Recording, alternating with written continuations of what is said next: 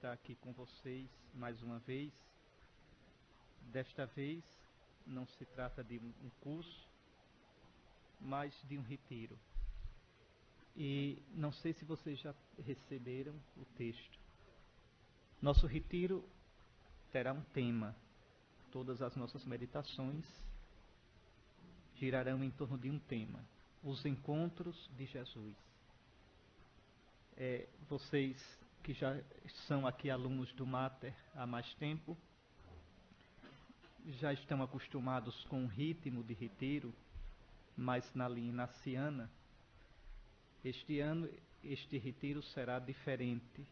Nós vamos fazer mais no estilo monástico, porque é o estilo, eu propus ao padre reitor, a equipe de formação, eles aceitaram.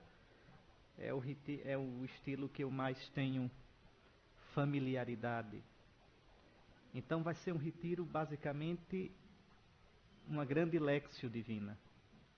Nós vamos tomar os textos da Escritura. Eu já coloquei os textos todinhos aí, vocês não vão ter nem que abrir muito a Bíblia. Já estão aí os textos. Mas basicamente a Sagrada Escritura. Vamos nos alimentar com a palavra de Deus e deixar que Deus fale. Bom, o Evangelho da Salvação, aquele que dá vida à nossa vida, não é primeiramente um texto ou uma ideia. O Evangelho é uma pessoa. É o anúncio de alguém, não é de algo. Nunca pensemos que o cristianismo é um anúncio de ideias, ou de uma moral, ou de uma doutrina. Nada disso. O cristianismo é o anúncio de alguém. A boa notícia é alguém. Alguém que nos encanta. Alguém que nos fascina. Alguém que de tal modo nos seduziu que a gente deu a vida por ele. Que a gente está dando a vida por ele. Esse alguém é Jesus, nosso Senhor. Então o Evangelho é uma pessoa viva. O Evangelho não é primeiramente, atenção, a palavra de Jesus. O Evangelho não é primeiramente a pregação de Jesus. O Evangelho é Jesus. É Jesus. Nosso Senhor não pergunta primeiro: tu crês no que eu digo? Tu concordas com o que eu ensino? Não. Nosso Senhor diz: tu me amas? Tu dás a vida por mim? Quando Nosso Senhor chamou a gente, chama cada cristão, mas de modo especial a nós para o ministério sagrado, Ele chama para quê?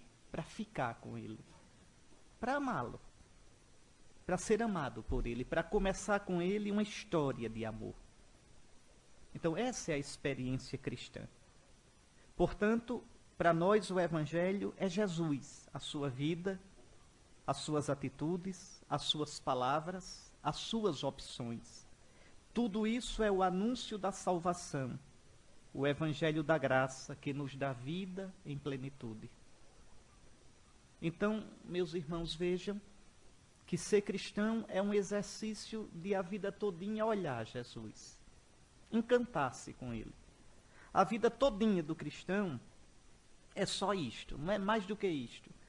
É desenvolver uma tal amizade, uma tal intimidade, uma tal relação pessoal com Jesus, que a gente termine sem nem sentir, fazendo o que Ele faz, pensando o que Ele pensa, vivendo como Ele viveu. A tal modo de poder dizer como São Paulo: já não sou eu quem vive mais, é Cristo que vive em mim. Isso é ser cristão. Só isso. E isso tudo. Só isso e isso tudo. É uma relação de amor, meus irmãos. De amor com nosso Senhor. Quando a gente tem uma experiência assim com nosso Senhor, a vida toma um novo rumo. Tudo a gente começa a ver de um modo diferente. Aquilo que São Paulo diz: tende em vós os mesmos sentimentos do Cristo Jesus. É uma questão de convivência. De tanto conviver com ele, eu termino tomando os jeitos dele. Mas onde é que nós podemos colher Jesus? Onde é que a gente pode olhá-lo nos olhos? Onde é que a gente pode colocar nosso ouvido no seu peito e escutar o pulsar do seu coração? Onde é que a gente encontra esse Jesus vivo? Onde podemos contemplar o Senhor de modo amoroso e fresquinho, diretamente, coração a coração?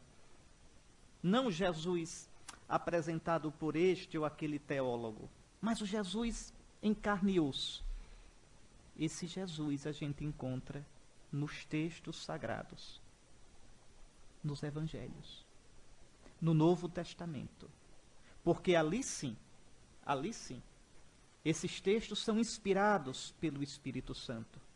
Esses textos são palavra de Deus. Esses textos do Novo Testamento, não interessa o autor humano, não interessa se foi São Paulo, se foi São Marcos, se foi São Lucas, não interessa. Interessa num segundo momento, interessa com menos interesse. O essencial é que a gente compreenda, nestes textos santos, Deus nos mostra Jesus. Jesus como ele é. Jesus nas várias facetas do seu mistério. Esta é a diferença de você colher Jesus na Sagrada Escritura, de colher Jesus que um teólogo apresenta. O teólogo apresenta uma interpretação que ele tem de Jesus, uma sensibilidade que ele tem de Jesus, que pode ser boa, mas é humana. Enquanto no Novo Testamento vocês têm Jesus como Deus apresenta. Jesus como ele é. E é isso que nós vamos fazer nestes dias de retiro. Tomando a palavra de Deus, tomando os evangelhos. Olhar Jesus, bem de pertinho. Olhá-lo. Vamos olhar, vamos contemplar Jesus. Ouvindo, admirando-nos com ele, nos vários encontros que vivenciou ao longo do seu ministério. Eu vou lhes apresentar 12 encontros de Jesus, em 12 situações. E olhando Jesus, nesses encontros, a gente vai ver quem ele é. A gente se revela no dia a dia. A gente se revela convivendo. Se o evangelho é Jesus, então vamos ver como é que ele age, como é que ele encontra as pessoas, como é que ele reage, como é que ele sente.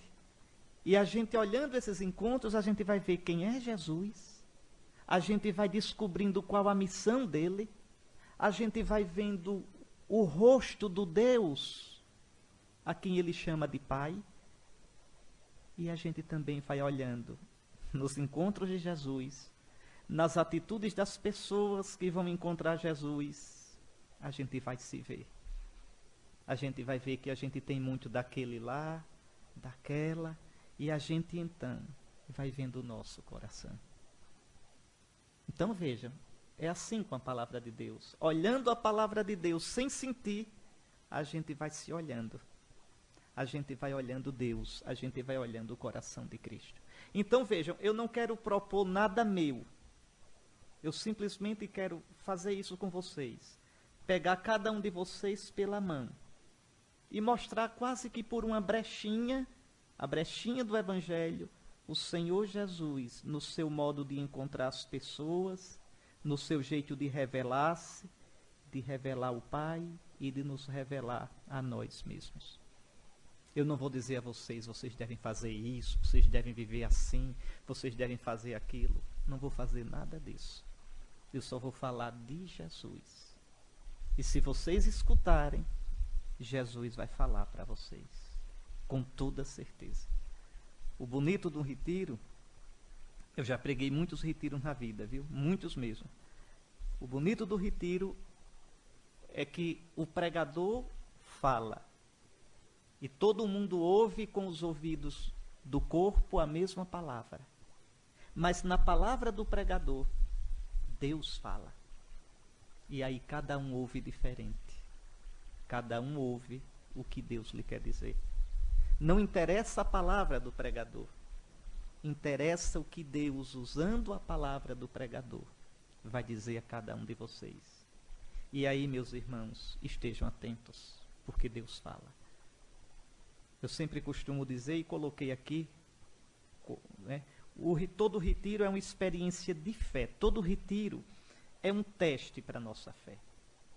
Porque no fundo, a questão é crer que Deus está realmente presente no mundo. Crer que Deus olha para mim, faz conta de mim, como diz o Salmo 138, 139. Senhor, tu me sondas, tu me conheces. Ou seja, vocês creem, meus irmãos, que Deus lhes fala? Vocês creem que Deus, nesses dias, quer falar a você? Que não é uma questão psicológica, Deus está pensando nisso. Não, mas que Deus realmente, por trás da minha estrutura psicológica, emocional, afetiva, da minha inteligência, Deus realmente vai me falar. Crê que Deus me espera, que Deus espera uma resposta minha. Eu não sei o que Deus vai falar a cada um, mas eu lhes digo, Ele vai falar.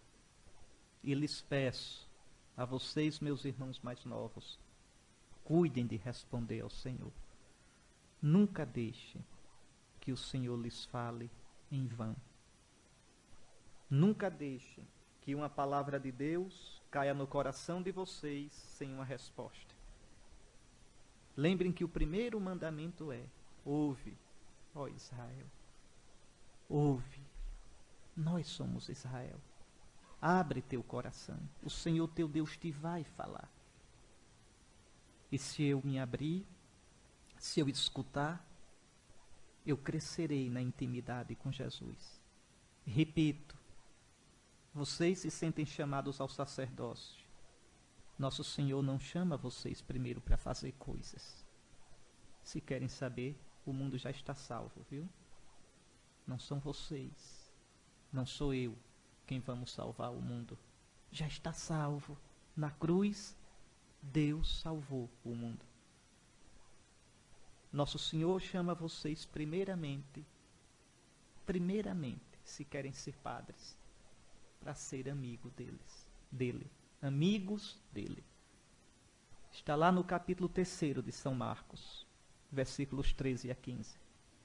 O Senhor passou a noite em oração e ao descer do monte chamou os que ele quis para que ficassem com ele. Primeiro para isso, para que ficassem com ele. Depois para enviá-los a pregar e expulsar os demônios. Mas a gente tem a mania de pular essa primeira parte. Não, quero ser padre para levar o evangelho. Quero ser padre para pregar.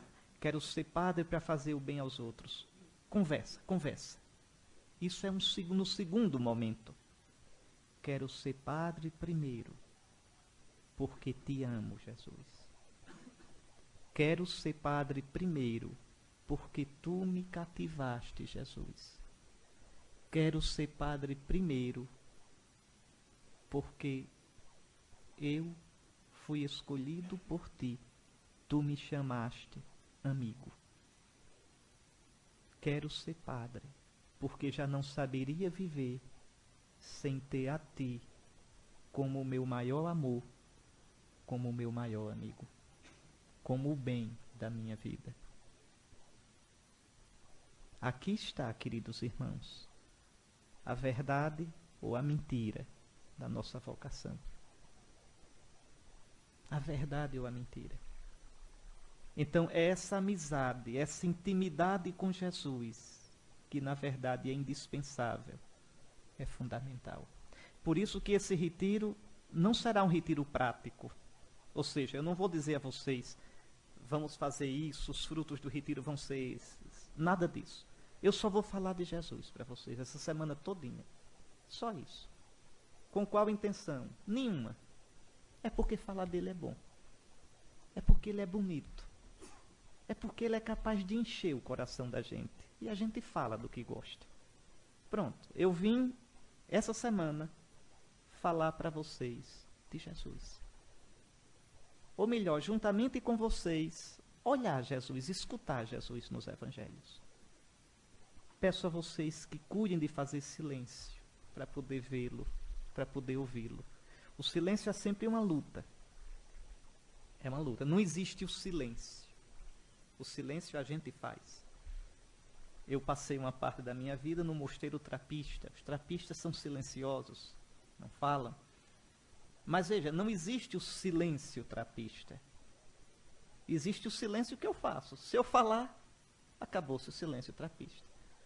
A gente estava trabalhando, limpando o mosteiro, estava no pomar. Se a gente abrisse a boca e começasse a conversar, não tinha silêncio trapista nenhum.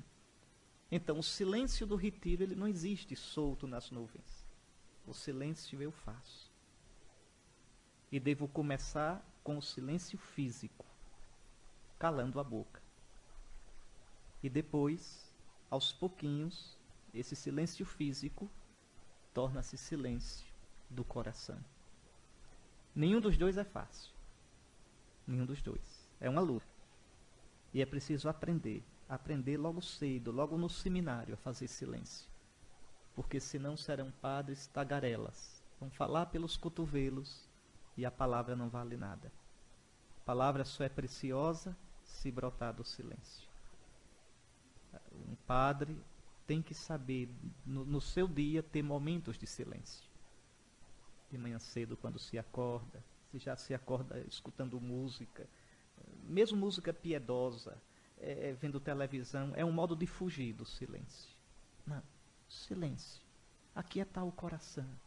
Deixar que o coração seja como uma terra fecunda na qual Deus fale. Aí sim, aí as palavras, quando brotarem, serão palavras que transmitirão o nosso Senhor. Então eu lhes convido a essa atitude de silêncio. Silêncio, primeiro, exterior mesmo, respeitando o silêncio do seu irmão, mesmo que você esteja agitado. E aos pouquinhos, nosso Senhor vai calando o coração da gente. Bom, então vamos lá. O primeiro encontro de Jesus. Serão 12 encontros, vamos para o primeiro. O encontro com João Batista. A missão de ser caminho para um outro. Somente o Evangelho de Mateus relata o diálogo entre Jesus e João Batista. Os demais apenas supõem o encontro entre o precursor e o Messias logo no início do ministério público de Jesus, pelo ano 28 da nossa era. Jesus morreu no ano 30. Jesus morreu no dia 14 de abril do ano 30. Então, 7 de abril do ano 30. Então, esse encontro com João Batista deve ter ocorrido, segundo os estudiosos, no ano 28 da nossa era. Vejamos o texto de São Mateus. Prestem bem atenção, mesmo que já... O nosso mal, quando escuta a Bíblia, a palavra de Deus, é pensar assim: já li esse texto, já conheço. Conhece nada. Deus está falando a gente agora, como se fosse a primeira vez. A gente deve sempre escutar a palavra do Senhor, como se fosse a primeira vez. E cada vez Ele nos dirá algo novo. Naqueles dias, vão observando os detalhes. Apareceu João Batista pregando no deserto da Judéia e dizendo: convertei-vos, porque o reino dos céus está próximo. Pois foi dele que falou o profeta Isaías ao dizer: voz que clama no deserto, preparai o caminho do Senhor, aplainai as suas veredas. João usava uma roupa de pelos de camelo e um cinturão de couro em torno dos rins. Seu alimento consistia de gafanhotos e mel silvestre. Então vieram até ele Jerusalém, toda a Judéia e toda a região circunvizinha ao Jordão. E eram batizados por ele no rio Jordão, confessando os seus pecados. Como visse muitos fariseus e saduceus que vinham ao batismo, disse-lhes: raça de víboras, quem vos ensinou a fugir da ira que está para vir? Produzi então fruto que prove a vossa conversão, e não penseis que basta dizer: temos por pai a Abraão. Pois eu vos digo que mesmo destas pedras Deus pode suscitar filhos a Abraão. Já o machado está posto à raiz das árvores, e toda árvore que não produzir bons frutos será cortada e lançada ao fogo. Eu vos batizo com água para a conversão, mas aquele que vem depois de mim é mais forte do que eu. De fato, eu não sou digno nem ao menos de tirar-lhe as sandálias. Ele vos batizará com o Espírito Santo e com fogo. A pá está na sua mão. Vai limpar a sua eira e recolher seu trigo no celeiro. Mas quanto à palha, vai queimá-la num fogo inextinguível. Nesse tempo, veio Jesus da Galiléia ao Jordão à procura de João, a fim de ser batizado por ele. Mas João tentava dissuadi-lo, dizendo: eu é que tenho necessidade de ser batizado por ti, e tu vens a mim. Jesus, porém, respondeu-lhe: deixa estar por enquanto, pois assim nos convém cumprir toda a justiça. E João consentiu. Batizado, Jesus saiu imediatamente da água, e logo os céus se abriram, e ele viu o Espírito de Deus descendo como uma pomba e pousando sobre ele. Ao mesmo tempo, uma voz vinda dos céus dizia: este é o meu Filho amado, em quem me comprazo. Antes do encontro com Jesus, propriamente dito, convém que observemos este João batizador. A palavra batista quer dizer batizador. Não é fácil a missão de João. A missão dele é ser sinal de um outro. Ser apenas uma seta que indica o caminho. Uma voz que anuncia a palavra.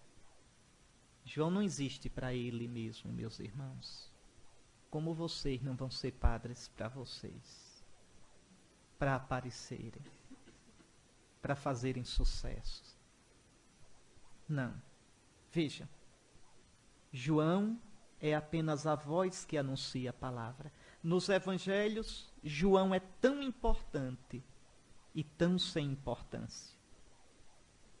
Somente Lucas se ocupa de suas origens. Mateus refere-se a ele de modo surpreendentemente abrupto. Naqueles dias apareceu João Batista pregando no deserto da Judeia. Não se importa com o lugar de onde vem, nem quem seja precedentemente. Importa somente sua pregação. E a pregação de João é importante porque anuncia um outro. É o outro que é importante.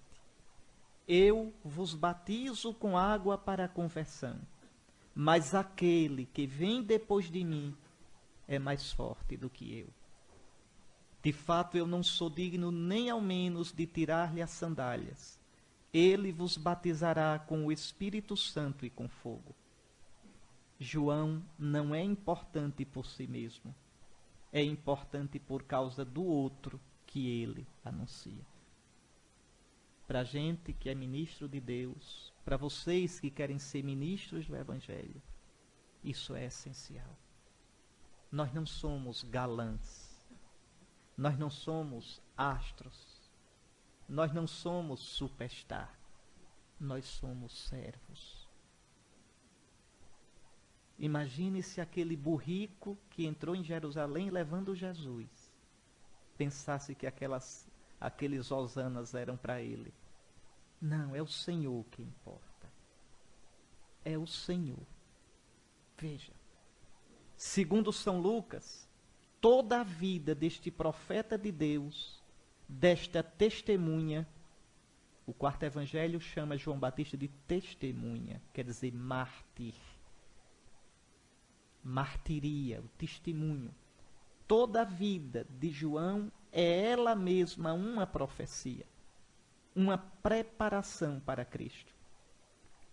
João, com a vida dele, vai sendo o precursor, quer dizer, o que cursa, o que caminha antes do outro, de Jesus. Pode olhar. São Lucas coloca anúncio do nascimento de Jesus, de João. Anúncio do nascimento de Jesus. Nascimento de João, nascimento de Jesus. Pregação e morte de João, pregação e morte de Jesus. Veja, o que acontece com a vida de João acontece por causa de Jesus. Na carne dele, na vida dele, no destino trágico dele, ele está já completando a paixão do Senhor, a vida do Senhor, o mistério do Senhor. Veja, João não vive para si próprio. Mas eu também não posso viver para mim mesmo. Nem você, se é cristão, e muito menos se quer ser padre. Não se trata de eu buscar a minha satisfação, de realizar os meus planos, os meus sonhos. Larguem disso, meus irmãos. Isso leva a nada. Os sonhos da gente são doidos. Se trata de realizar o que Deus sonhou para mim. Não o que eu sonhei. Meu sonho é quimera, meu sonho é ilusão. No meu sonho eu sou o artista principal. No meu sonho eu vou dar o papel de artista principal para outro, sou eu. Eu sou o mocinho da novela. Só que essa novela é falsa. Sonhar o sonho de Deus para mim. Ah, mas no sonho de Deus eu não sou o mocinho. Não, o mocinho é Cristo. Mas no sonho de Deus, você sonha de verdade. O seu sonho é realidade. O seu sonho liberta você. Faz você viver uma vida que vale a pena. Então vejam, João, a vida dele todinha é profecia, é preparação do caminho do Senhor. É quem vem depois que importa. João vai na frente como um batedor. Quando aquelas autoridades chegam, na frente vão os batedores. Pois bem, interessa quem vem atrás.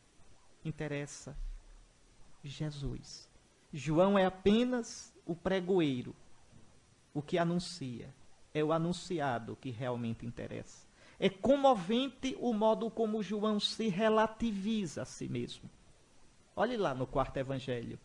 Este foi o testemunho de João, quando os judeus enviaram de Jerusalém sacerdotes e levitas para o interrogarem. Quem és tu? Ele confessou e não negou. Confessou. Eu não sou o Cristo. Perguntaram-lhe, quem és então? És tu Elias? Ele disse, não sou. És o profeta? Ele respondeu, não. Disseram-lhe então, quem és para darmos uma resposta aos que nos enviaram? Que dizes de ti mesmo? Disse ele, eu sou a voz do que clama no deserto. Endireitai o caminho do Senhor, como disse o profeta Isaías. Eles tinham sido enviados pelos fariseus. Perguntaram-lhe ainda, e por que batizas, se não és o Cristo, nem Elias, nem o profeta? João lhes respondeu, eu batizo com água. No meio de vós está alguém que não conheceis, aquele que vem depois de mim, do qual não sou digno de desatar a correia da sandália. Vejam, João declara-se a si mesmo como sendo a simples voz profetizada por Isaías. Afirma claramente que não é o Cristo, não é o profeta, não é o novo Moisés prometido por Deus em Deuteronômio 18. Quando perguntam, és tu o profeta? Não é um profeta, é o profeta. Que profeta? Os judeus esperavam um profeta que seria o novo Moisés. Porque no Deuteronômio está dito, olha, vou suscitar para eles um profeta como tu do meio dos seus irmãos. Colocarei as minhas palavras em sua boca, e ele lhes comunicará tudo o que eu lhes ordenar. Então os judeus esperavam esse novo Moisés. O novo Moisés é aquele que vai multiplicar os pães, como Moisés deu o maná no deserto. O novo Moisés não é João Batista, é Cristo. Então perguntam, és tu o profeta? E João diz, não. João não se preocupa consigo mesmo. Não quer atrair a atenção para si, mas para aquele que vem. É tão bonito como diz o prólogo do quarto evangelho. houve um homem enviado por Deus.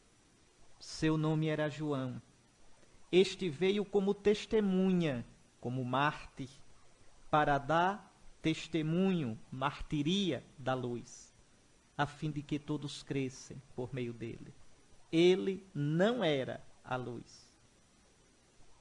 Ele não atrai para ele mesmo. Como é triste quando um padre atrai as pessoas a si e não a Cristo. E depois, quando sai da paróquia, leva todo mundo com ele. Levam 3, 4 ônibus para a missa daquele padre, porque é o bam. Fracasso pastoral.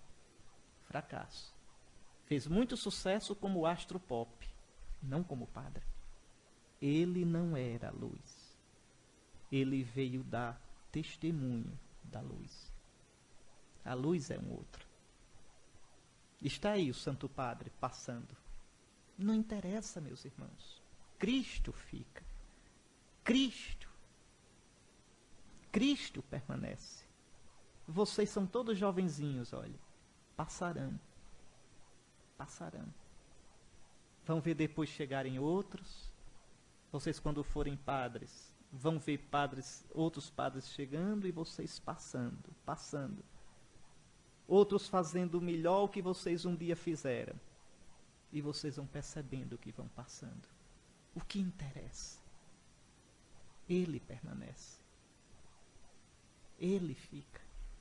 Ele continua novo em folha. Isso é que interessa. E ele permanecendo, a gente permanece nele. Vejam o exemplo de João. Santo Agostinho, de modo tocante, comenta: segui o exemplo de humildade de João. Julgam que é o Cristo, e ele diz não ser aquele que julgam. Não aceita para a sua glória o erro alheio. Se tivesse dito eu sou o Cristo, como seria facilmente acreditado? Ele que já era assim considerado antes que eu dissesse. Mas João não diz. Reconhece o que é. Diz não ser o Cristo. Humilha-se. Vê de onde lhe virá a salvação. Compreendeu que é uma lâmpada e temeu ser apagada pelo vento do orgulho. Não esqueçamos. É tão fácil esquecer que o centro é Cristo. É tão tentador na vida e na missão ocuparmos-nos de 1000 coisas e terminarmos por viver fazendo tudo do nosso modo, tornando-nos o centro e esquecendo-nos de que somos relativos e não temos luz ou vida para dar a ninguém. Qual é a luz que a gente tem para dar ao mundo? É Cristo. Qual é a vida que a gente tem para dar ao mundo, meus irmãos? É Cristo. A sua palavra, os seus sacramentos, a sua presença. E depois a gente sair de fininho. Como é bonito isso, quando o padre leva uma pessoa a encontrar o Cristo. E depois que Cristo e a pessoa se encontram, o padre se retira de fininho. Pronto, realizei a minha missão. E agora eu passo e ele fica. Ao invés de estar atraindo para si, fazendo o seu fã-clube, com aquele apego, aquela necessidade de compensação. Não, meus irmãos, não. Eu falo padre, porque é o destino de vocês. Mas a mesma coisa vale para um coordenador de grupo, para alguém que desenvolve uma tarefa na paróquia. Como é fácil a gente esquecer que o centro é nosso Senhor. Que é por causa dele que a gente presta aquele serviço. Que é por causa dele que a gente abraçou aquela vida. Pois bem, é tão fácil hoje colocarmos-nos a nós mesmos e nossas ideias, esquecendo sorrateiramente que o centro, a luz, a salvação são unicamente o Senhor. Para ajudar a vocês, eu vou colocando algumas perguntas para vocês meditarem. Pelo amor de Deus, não precisa pegar essas perguntas todinhas não, viu? aliás, não precisa pegar nenhuma. Só peguem se sentirem vontade. Se Nosso Senhor já colocar outras coisas, melhor ainda. Aqui é para ajudar. Então, João não é chamado para si próprio, para satisfazer sua própria vontade e seus interesses. É chamado para preparar o caminho de um outro, do Senhor. Quem é chamado ao sacerdócio deve ir aprendendo a não viver para si. Deve compreender que é chamado não para si mesmo e sua própria realização, não por um simples desejo pessoal, mas para ser presença e sinal de Cristo na igreja e no mundo. Vou ser padre porque é o meu sonho, vou ser padre porque eu quero, vou ser padre porque é bonito. Não. Vou ser padre somente por isso, porque o Senhor me chamou. Tenho medo, não queria, me sinto inadequado, o Senhor me chamou. Essa é a questão. Essa é a condição. Como você vê sua vocação? Como simples busca de realização pessoal? Ou como desejo sincero e amoroso de realizar a vontade do Senhor na sua vida? O padre verdadeiramente fiel nunca se coloca como centro. É Jesus o centro. Mas somente é possível deixar Jesus ser o centro do ministério se primeiro ele for o centro da minha própria vida. O Senhor tem sido realmente o centro da sua vida. Você pode realmente, com os fatos, com as atitudes de sua existência de cada dia, dizer que o ama verdadeiramente, que ele é o tudo da sua vida? Que tempo, que atenção você reserva para o Senhor na sua vida e no seu coração? São perguntas. Bom, feitas estas observações, vamos ao encontro, propriamente, de Jesus com o precursor. Mateus afirma que João pregava dizendo: arrependei-vos, porque o reino dos céus está próximo.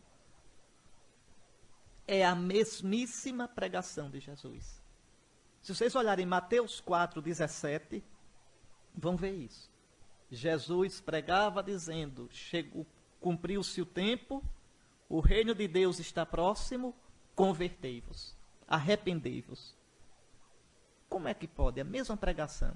É que João não se prega a si mesmo. João não prega da cabeça dele.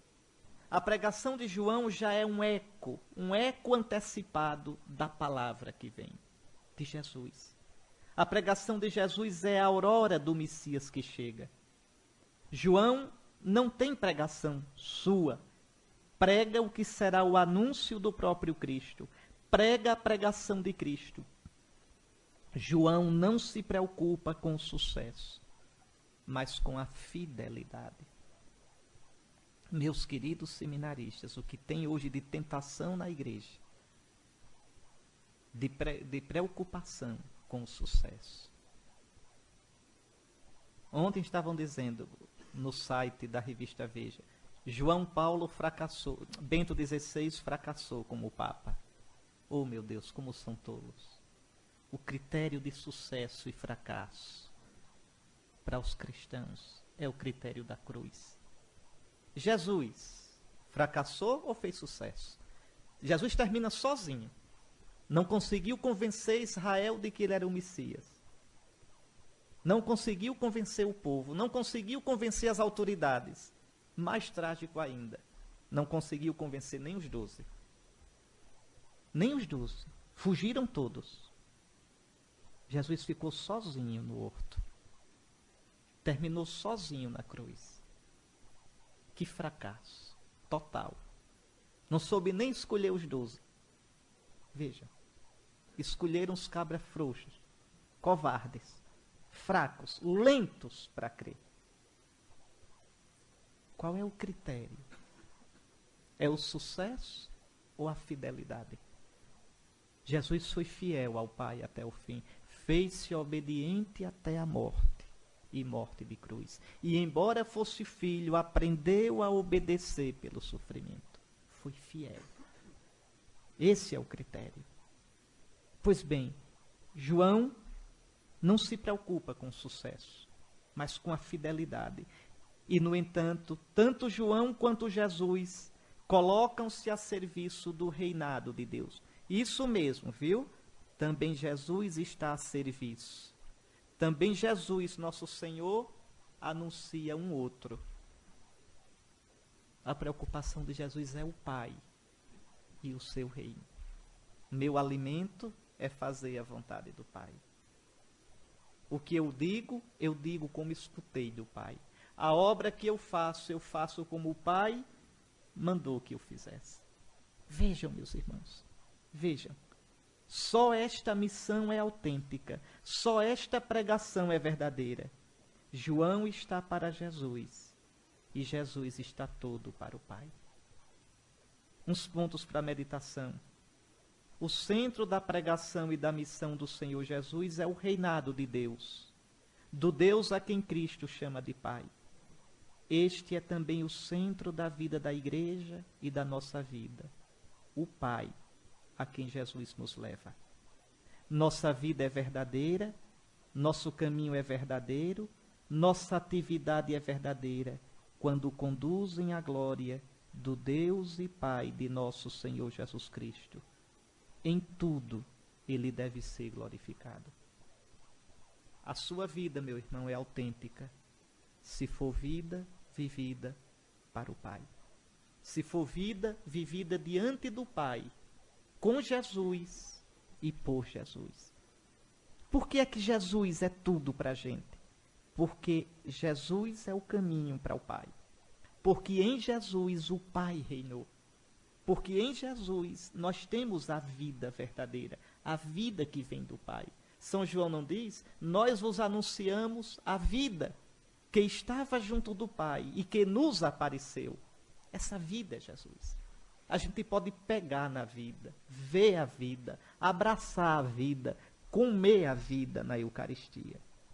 A vida é Jesus, que se esvaziou totalmente de si para fazer a vontade do Pai. Vejam, como João se esvazia de si para fazer a vontade de Jesus, para testemunhar Jesus. Um outro dado, Mateus afirma que veio Jesus da Galileia ao Jordão à procura de João, a fim de ser batizado por ele. Que coisa! Humildade de João, que vive para anunciar um outro. Humildade de Jesus, que vem da Galileia para fazer-se batizar por João. Meu Deus, Jesus entra na fila dos pecadores. Quem era que recebia o batismo de João? Quem vai receber as cinzas amanhã. Quem se reconhece pecador, quem se reconhece falho e quer entrar no caminho quaresmal. Pois bem, quem se reconhecia pecador e queria se preparar para receber o Messias. A água, o batismo de João é igualzinho o rito das cinzas. Igualzinho. Era um rito que simbolizava arrependimento, busca de conversão, preparação para receber o Messias. Pois Jesus entra na fila dos pecadores. Veja, Jesus se faz um conosco. Ele que não tem pecado, toma sobre si, está mostrando. É um mistério doloroso. Ele está mostrando que ele é o servo que vai tomar sobre si os nossos pecados. Vai ser ferido com as nossas feridas. Pois bem, João entra nessa fila. E João, que não conhecia Jesus, João nunca tinha visto Jesus. Vocês podem dizer, e São Lucas não diz que quando nasceu João Batista, Maria estava lá? Estava, grávida de Jesus. João e Jesus nunca se conheceram. Então é a primeira vez que João vê Jesus. Vejam, mas ao colocar-se diante dele, subitamente reconhece-o e perturba-se. João tentava dissuadi-lo, dizendo, eu é que tenho necessidade de ser batizado por ti, e tu vens a mim? João não compreende como é que aquele de quem ele mesmo não era digno de abaixar-se para desatar as sandálias, como é que ele pode agora ser batizado por ele, simples servo? A resposta de Jesus é impressionante. O que é que Jesus diz a João? deixa estar por enquanto, pois assim nos convém cumprir toda a justiça. O que é a justiça na Bíblia? A vontade do Pai, a vontade de Deus. Olha o que é que Jesus diz a João. João, não se meta com isso. Tu e eu devemos cumprir a vontade do Pai. E a vontade do Pai é esta. Ou seja, nesse batismo, Jesus já está mostrando o batismo da cruz que ele vai receber. Então vejam vejam, meus irmãos, como o verdadeiro servo de Deus, tanto João quanto Jesus, o Filho amado, o verdadeiro servo de Deus coloca-se na vontade do Pai. João não entende não, mas escuta Jesus e o Evangelho diz consentiu. Quer dizer, sentiu com Jesus. Quantas vezes o Pai nos pede coisas que a gente não vai entender? Quantas vezes na vida de vocês a vontade do Pai vai aparecer tão misteriosa, tão dolorosa, tão dolorosa? Quem dera que nessas horas a gente possa dizer como Jesus, convém cumprir toda a justiça. Convém cumprir, Pai, a tua vontade. Pai, faça-se em mim a tua vontade. E como dói, viu, meus irmãos? É a dor do reino de Deus. Não é arrumadinho. Não é uma coisa... Muitas vezes a gente entende as coisas direitinho. Mas quantas vezes a equação da vida não fecha? Quantas vezes vocês vão dizer, meu Deus, por quê? Meu Deus, por que eu tenho que passar por isso? Meu Deus, eu nunca esperei isso na minha vida. Meu Deus, tu me chamaste, tu prometeste ser fiel, e agora? E isto? O que Maria deve ter sentido quando olhava a cruz e escutava, recordava a palavra do anjo? Ele será grande, será chamado Filho do Altíssimo. O seu reino não terá fim. Esse é o sonho, essa é a promessa. E aquela cruz triste era a realidade. Veja, convém cumprir toda a justiça, convém fazer a vontade do Pai. Mas para isso eu tenho que sair de mim. Eu tenho que me esvaziar de mim. Então vocês vejam, meus irmãos, os verdadeiros enviados de Deus não são protagonistas. Não se preocupem em colocar-se no centro da cena. Não determinam eles mesmos os tempos, os modos, os caminhos e muito menos os resultados. É profunda a consciência de João de estar a caminho na presença de um outro, do Deus Santo de Israel. E assim concorda com Jesus. E Jesus, a justiça deve ser cumprida, mas observe-se bem. Ele, João, não sabia que deveria ser assim. Aceita na fé. Aceita quando Jesus lhe revela que esta é a vontade de Deus. Vontade que ele mesmo não compreendia. E porque ele consente, porque faz a vontade do Pai, vai aparecer o desígnio de Deus. Jesus é batizado, profetizando já o batismo de sangue na sua cruz, mostrando-se igual, solidário conosco, nós pecadores, ele o santo. Porque João consentiu, porque João acreditou e batizou Jesus, o céu se abriu. E Deus revela o seu ungido. Este é o meu filho amado. Veja. Imagine que João, com uma falsa humildade, dissesse, não vou te batizar. Não faço. Não. João sai de si. Veja o mistério da obediência à vontade do Pai. Ah, mas eu tinha um projeto, o meu projeto era ser padre numa paróquia assim, realizar tal obra. E a vontade do Pai desmancha tudo. E aí? Eu saber sair de mim e fazer a vontade do Pai. A vontade do Pai. Tenho consentido com a vontade do Senhor na minha vida? Ou ao invés, procuro sempre um modo de fazer a minha vontade? Dou sempre um jeitinho para fazer a minha vontade e não a do Pai. Jesus convida João a um passo que ele mesmo não pensava ter que dar: batizar o Messias. João não se prende à sua própria vontade, mas buscando a vontade de Deus, obedece. E você? Procura sair de si próprio para obedecer à vontade de Deus, que se manifesta no concreto da vida? E essa vontade se manifesta muitas vezes na palavra da igreja, na palavra do bispo, na palavra dos formadores, numa palavra de um colega, num acontecimento. Cuidado, meus irmãos. Eu digo cuidado, meus irmãos, e vou dizendo a mim também. Cuidado, porque a gente é mestre em calar a voz de Deus. Com muito jeitinho a gente vai calando as vozes do Senhor. E vai fazendo do jeito da gente. E depois diz: fala, Senhor, que o teu servo escuta. Mentira. Mentira. O Senhor fala. O Senhor grita. Mas você só quer escutar você próprio. Então, saber de verdade, colocar-se à escuta. Dá-me, Senhor, um coração que escuta.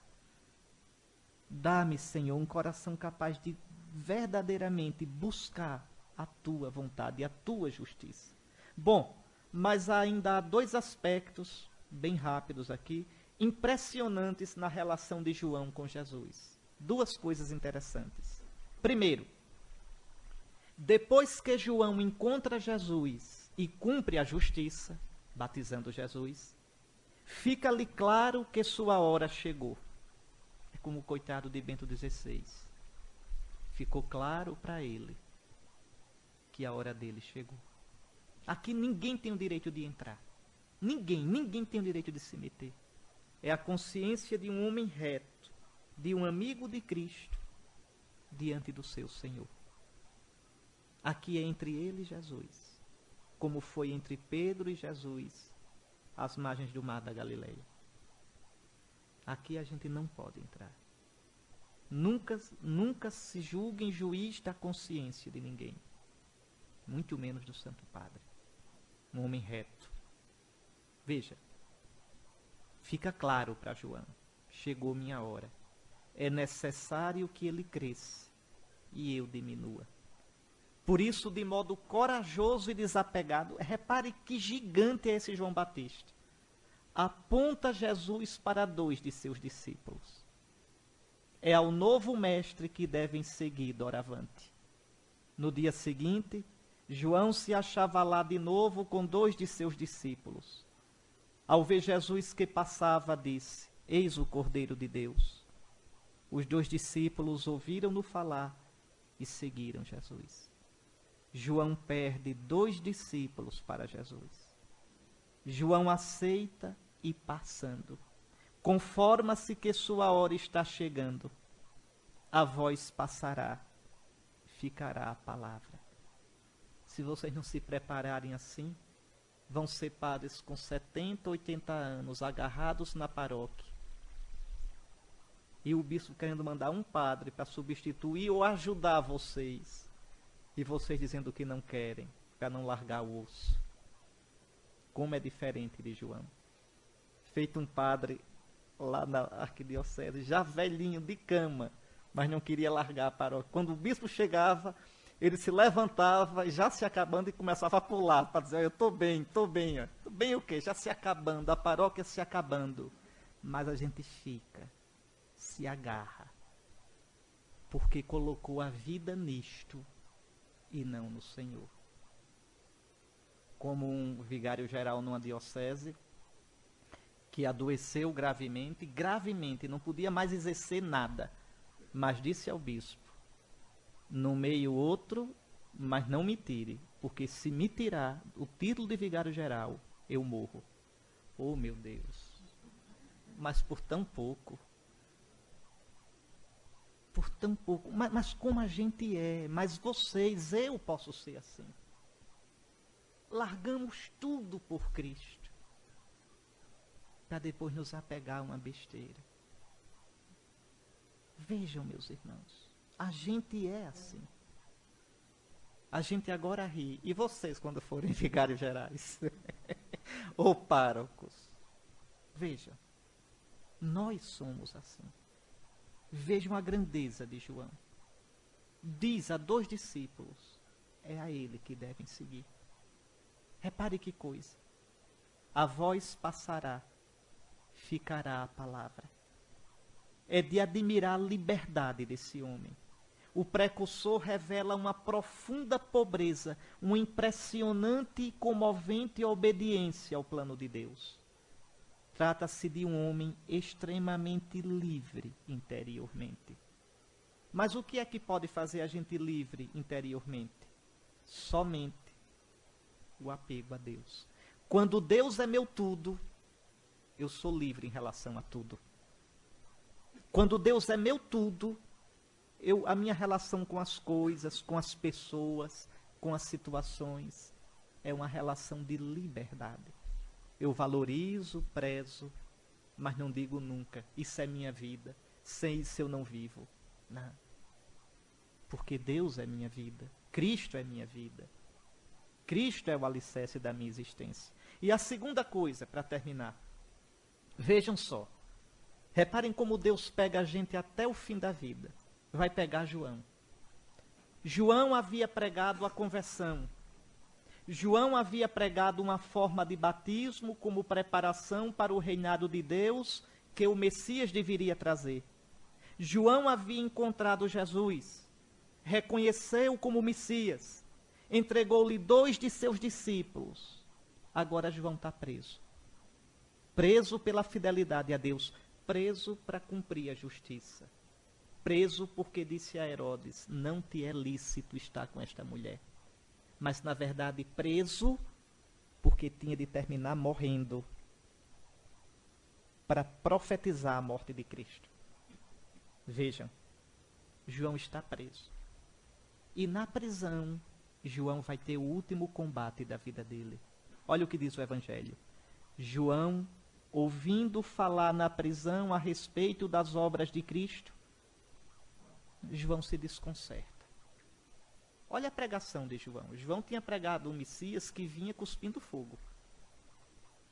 Veja, o machado está na raiz da árvore. A árvore que não der fruto será cortada. Ele vem com a peneira. João imaginava o Messias, um Messias juiz, um Messias vingador de Deus.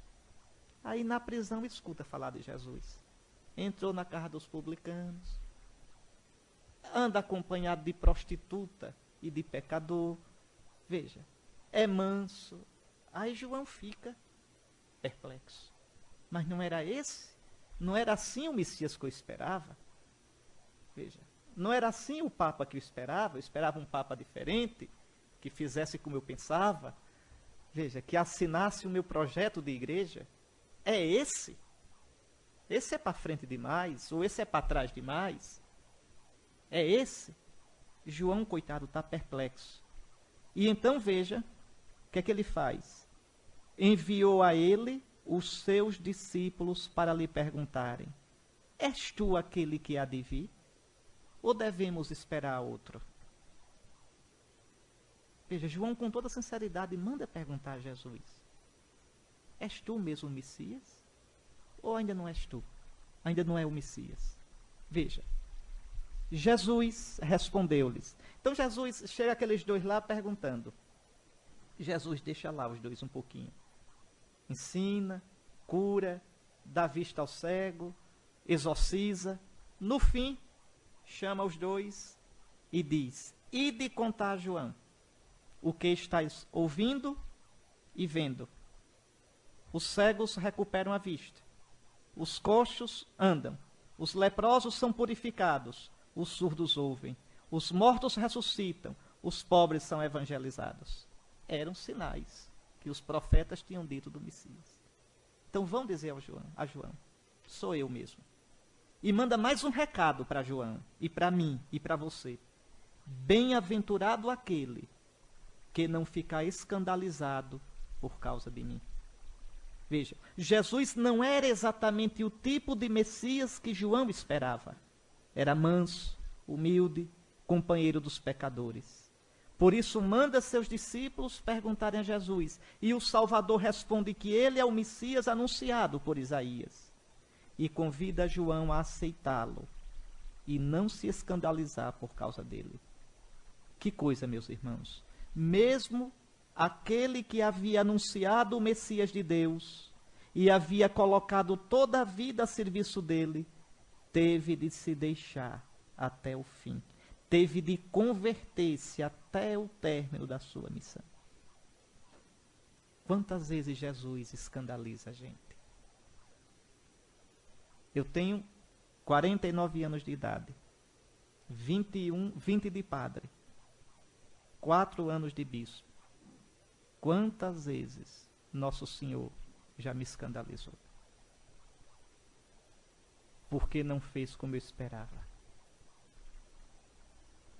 Porque como eu pensava que ele faria, ele não fez. E nessa hora, só tem 2 saídas para a gente. Ou se render e dizer, Senhor, faça-se a tua vontade, não a minha. Ou a gente largar e ir embora. Veja. Cristo não corresponderá às expectativas de vocês. Cristo mudará as expectativas de vocês. Cristo não responderá às questões de vocês. Cristo mudará as questões de vocês. Cristo não se converterá a vocês. Vocês têm de se converter a Cristo. E no fim da vida, quando olharem para trás, vão tomar um susto e dizer, mas meu Deus, eu não esperava nunca que o caminho fosse esse. Eu não esperava nunca que fosse assim. Mas se forem fiéis, se forem obedientes, também vão dizer, muito obrigado, Senhor. Vão rezar como o salmista, ó meu Deus, de coração eu vos dou graças, porque fizestes muito mais que prometestes. É uma aventura. E caminhar com Deus é uma aventura. É uma aventura. A mais bela que existe. Por tudo isso, porque João foi assim. Veja, e no fim João aceita e vai morrer em paz. Por tudo isso, esse santo profeta de Deus mereceu um elogio tão belo de Jesus. Escutem, para terminar. Ao partirem eles, aqueles 2, começou Jesus a falar a respeito de João às multidões. Que fostes ver no deserto? Um caniço agitado pelo vento, que não sabe o que quer, que não tem rumo? Mas que fostes ver? Um homem vestido de roupas finas, em busca de si próprio, um vaidoso, um bobão? Mas os que vestem roupas finas vivem nos palácios dos reis. Então, que fostes ver? Um profeta? Eu vos afirmo que sim. E mais do que um profeta. É dele que está escrito, eis que envio o meu mensageiro à tua frente, ele preparará o teu caminho diante de ti. Em verdade vos digo, que entre os nascidos de mulher, não surgiu nenhum maior que João, o Batista. Esse homem que foi tão pequeno para si próprio, esse homem que foi tão livre. E, no entanto, o menor no reino dos céus é maior do que ele. João pertencia ainda ao Antigo Testamento. O menor na Nova Aliança. O menor depois da morte e ressurreição, que recebeu o batismo, que comungava da Eucaristia. O menor ainda é maior que João, que pertence ao Antigo Testamento, à Antiga Aliança. Também nós corremos sempre o risco de nos escandalizarmos com o Senhor Jesus. Seu modo de ser e de agir, seus preceitos, quantas vezes nos assombra e surpreende. Você tem sabido abrir-se para o Senhor quando Ele o surpreende nos acontecimentos e situações da vida? Tem sabido reconhecê-lo? Ou tem renegado, escandalizado? Quantas vezes vocês que já são mais velhos no seminário, dizem, meu Deus, eu nunca pensei que o seminário fosse assim. Eu nunca pensei de passar por isso. Pois é, estão passando. Estão passando. Aprendam a reconhecer o Senhor também aí. Aprendam a dizer, como o discípulo amado disse, naquela manhã, à beira-mar, quando aqueles discípulos estavam pescando. E Jesus apareceu à margem. O que é que João diz? É o Senhor. João o reconhece. Que vocês saibam dizer, és tu, Senhor. És tu. Não como eu esperava. Não como eu encomendei. És tu. Ajuda-me a confiar em ti. Ajuda-me a reconhecer-te. Ajuda-me a te dizer sim. Um sim confiante. Um sim generoso. Bom, fiquem com João Batista nessa manhã. E pensem nessas coisas.